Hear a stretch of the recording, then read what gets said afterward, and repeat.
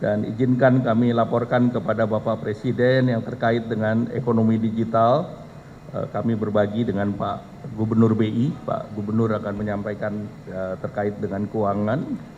Indonesia menunjukkan kemajuan pesat di ekosistem dan keuangan digital. Ini tercermin dari peningkatan World Digital Competitiveness. Di tahun 2019 kita masih di nomor 56 dan menjadi peringkat ke-45 di tahun 2023. Jadi naik 11 tingkat. Dan jumlah startup kita di peringkat ke-6 secara global, bahkan kita lebih tinggi daripada Jerman, Pak. Jadi kita di ASEAN nomor 1. Singapura di peringkat ke-11.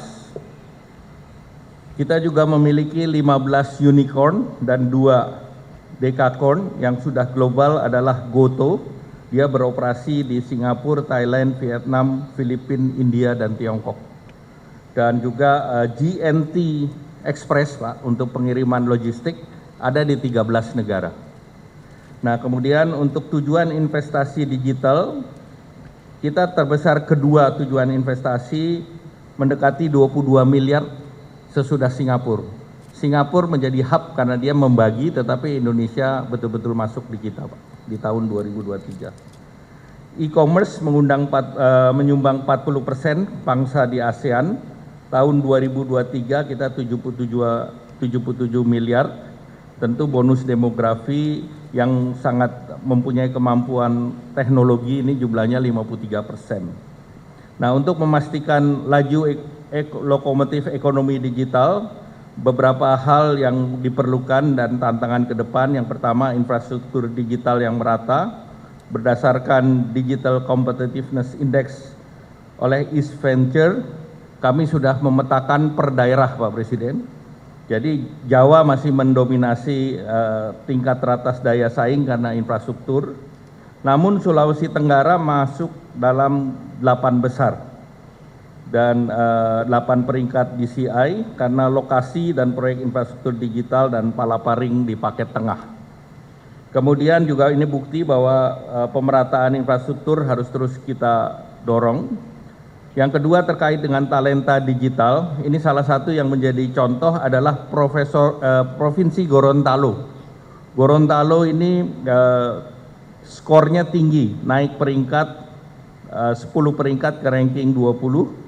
Ini didukung oleh program lokal, Pak, Remaja Cakap Digital dari Diskominfo setempat. Jadi ini luar biasa, Pak. Kemudian untuk startup dan UMKM, Provinsi Riau mampu naik 7 tingkat ke posisi ke-14, didukung oleh sektor kewirausahaan, produktivitas, pelatihan kewirausahaan, dan aplikasi UMKM oleh Pemda, Pak. Nah, kemudian yang keempat tentu regulasi yang adaptif dan melindungi. Nah, pemerintah terus meningkatkan inklusi keuangan seperti QR Code yang didukung Dewan Nasional Keuangan Inklusif dan kolaborasi dengan pihak ketiga seperti Strive dengan Mastercard, Promise to Impact dengan ILO, dan berbagai program yang akan disampaikan nanti oleh Pak Gubernur BI yang bekerjasama dengan OJK dan industri. Bapak Presiden dan Bapak Ibu yang hadir, langkah akselerasi digital ini menjadi fokus untuk inovasi dan investasi ke depan dengan 2 hal. Pertama, hilirisasi dari semikonduktor. Indonesia sudah dipilih oleh Amerika, Pak, dalam Indo-Pacific Economy Framework menjadi 7 negara yang menjadi prioritas dan akan di placement ITSI Fund khusus untuk semikonduktor. Dan izinkan kami laporkan kepada Bapak Presiden yang terkait dengan ekonomi digital. Kami berbagi dengan Pak Gubernur BI. Pak Gubernur akan menyampaikan terkait dengan keuangan. Indonesia menunjukkan kemajuan pesat di ekosistem dan keuangan digital. Ini tercermin dari peningkatan World Digital Competitiveness. Di tahun 2019 kita masih di nomor 56 dan menjadi peringkat ke-45 di tahun 2023. Jadi naik 11 tingkat.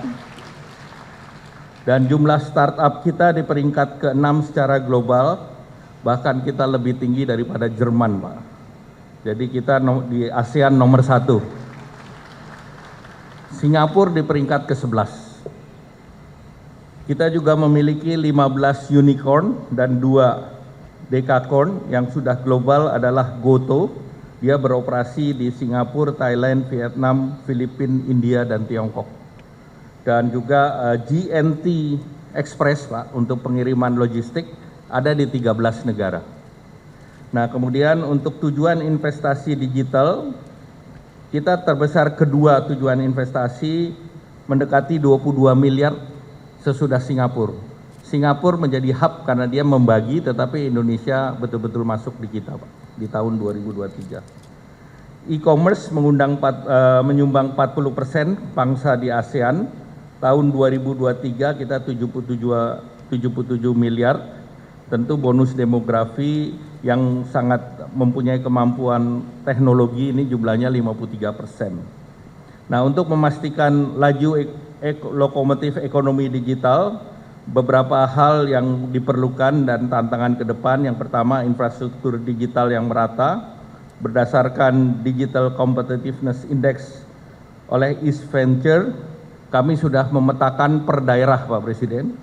Jadi Jawa masih mendominasi tingkat teratas daya saing karena infrastruktur. Namun Sulawesi Tenggara masuk dalam 8 besar dan 8 peringkat DCI karena lokasi dan proyek infrastruktur digital dan palaparing di paket tengah.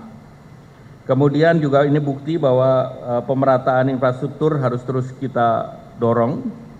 Yang kedua terkait dengan talenta digital, ini salah satu yang menjadi contoh adalah Provinsi Gorontalo. Gorontalo ini skornya tinggi, naik peringkat 10 peringkat ke ranking 20. Ini didukung oleh program lokal, Pak, Remaja Cakap Digital dari Diskominfo setempat. Jadi ini luar biasa, Pak. Kemudian untuk startup dan UMKM, Provinsi Riau mampu naik 7 tingkat ke posisi ke-14, didukung oleh sektor kewirausahaan, produktivitas, pelatihan kewirausahaan, dan aplikasi UMKM oleh Pemda, Pak. Nah, kemudian yang keempat tentu regulasi yang adaptif dan melindungi.